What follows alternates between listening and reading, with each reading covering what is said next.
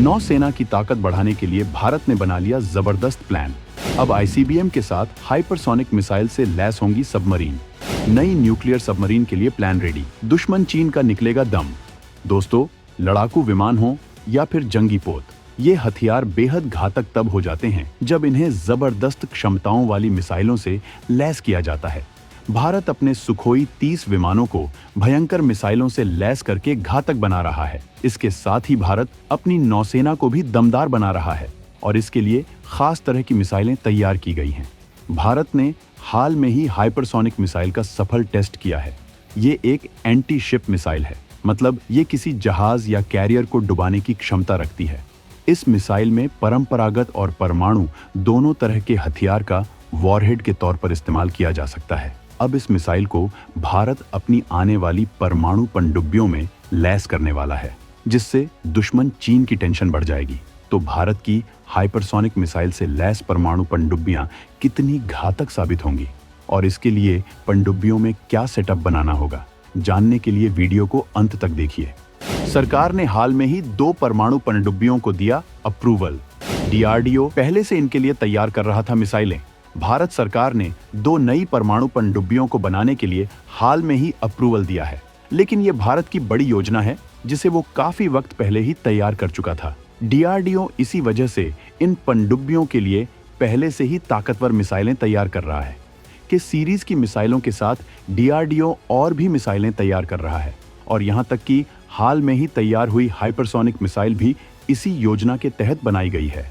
ये missile 1500 kilometre की दमदार मारक क्षमता रखती है। ये मैच की स्पीड से दुश्मनों को दहला सकती है। इसमें परंपरागत और परमाणु हथियार दोनों का इस्तेमाल किया जा सकता है। भारत इस मिसाइल को अपनी नई पनडुब्बियों में तैनात करने वाला है। ये पनडुब्बियां 2036 में बनकर तैयार होंगी।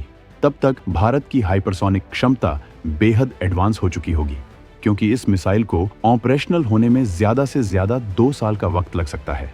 इतना ही नहीं, तब तक भारत दूसरी हाइपरसोनिक मिसाइलें भी तैयार कर लेगा और हालत काफी बदल जाएंगे।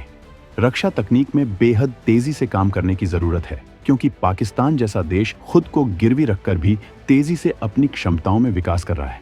वो भारत से बेहद पीछे है, लेकिन दुश्मन को कम समझना गलती हो सकती है। पाकिस्तान न्यूक्लियर ताकत से लैस है, जो भारत के लिए बड़ा खतरा है। वो चीन से परमाणु पनडुब्बी की तकनीक हासिल करने की जद्दोजहद कर रहा है। इसके अलावा वो एंटी शिप मिसाइल का टेस्ट करने वाला है। पाकिस्तान के अलावा चीन भारत की सबसे बड़ी चुनौती है। रक्षा क्षमताओं में चीन बेहद ताकतवर है। उसका मुकाबला करने के लिए दमदार क्षमताओं का होना बेहद जरूरी है। चीन की 10 परमाणु पनडुब्बियों के मुकाबले भारत के पास कम से कम 5 या 6 पनडुब्बियां होनी चाहिए, लेकिन फिलहाल भारत के पास केवल 3 परमाणु पनडुब्बियां हैं। उनमें भी ऑपरेशनल 2 ही हैं। 2028 तक रूस भारत को अपनी आकुला क्लास पनडुब्बी देने वाला है, जिसे अपग्रेड करके ताकतवर बनाया जा रहा है।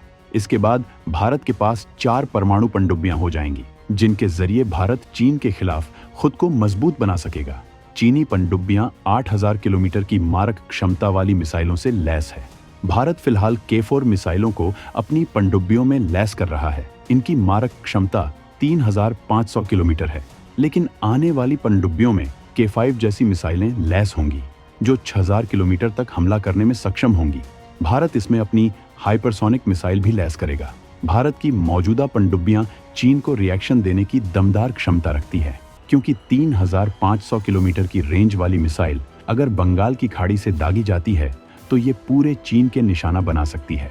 भारत परमाणु पनडुब्बियों को लेकर मजबूती से काम कर रहा है। INS वर्षा प्रोजेक्ट के तहत सबमरीन बेस बनकर हुआ तैयार। जल्द ही किया जाएगा ऑपरेशनल। हिंद महासागर में बढ़ेगी ताकत। परमाणु पनडुब्बियों को लेकर भारत मजबूती से काम कर रहा है, क्योंकि 2 परमाणु पनडुब्बियां 10 डीजल पनडुब्बियों से ज्यादा ताकतवर साबित होती हैं। ये लंबी दूरी तक जा सकती हैं और दुनिया के किसी भी कोने में हमला करने में सक्षम होती है। इनकी वजह से पूरी दुनिया पर दबाव बनाया जा सकता है। रूस की बहुत बड़ी ताकत है परमाणु पनडुब्बियां। रूस की इस ताकत की वजह से ही अमेरिका उससे खौफ खाता है। अब भारत ऐसी पनडुब्बियां बनाने में लगा है, क्योंकि भारत दुनिया में खुद को महाशक्ति के तौर पर स्थापित करने वाला है। परमाणु पनडुब्बियों को लेकर भारत का बड़ा प्लान है। इसी वजह से उसने समंदर में पहले ही परमाणु पनडुब्बियों का बेस तैयार कर लिया है। इसे जल्द ऑपरेशनल किया जाएगा। इसे INS वर्षा के नाम से बनाया गया है। इससे हिंद महासागर में भारत की नौसैनिक ताकत बढ़ जाएगी। इसे आंध्र प्रदेश के रामबिली गांव के करीब बनाया गया है।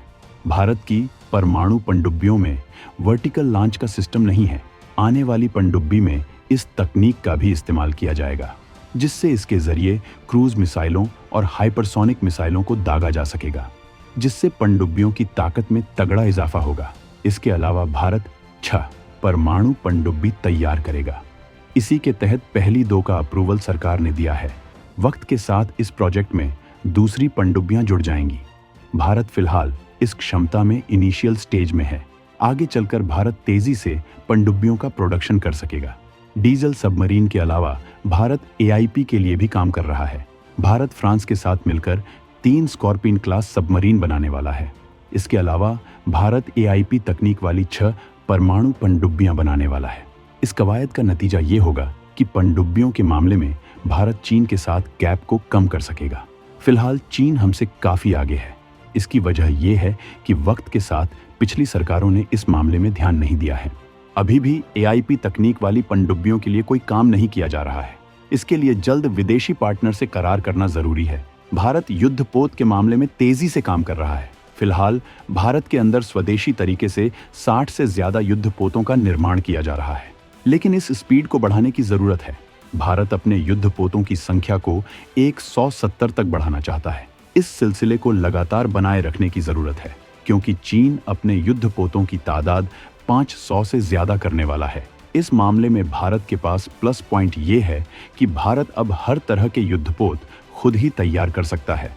तलवार क्लास के युद्धपोत, जिनमें से एक को हाल में ही भारत ने रूस से रिसीव किया है, वो विदेशों से आने वाले अंतिम युद्धपोत हैं। अब भारत युद्धपोतों के लिए किसी देश पर निर्भर नहीं है। यही हालत एयरक्राफ्ट कैरियर के मामले में है। भारत इस तकनीक में सक्षम है और खुद के दम पर उसने अपना कैरियर बनाया है। अब इस तकनीक को और एडवांस बनाया जा रहा है।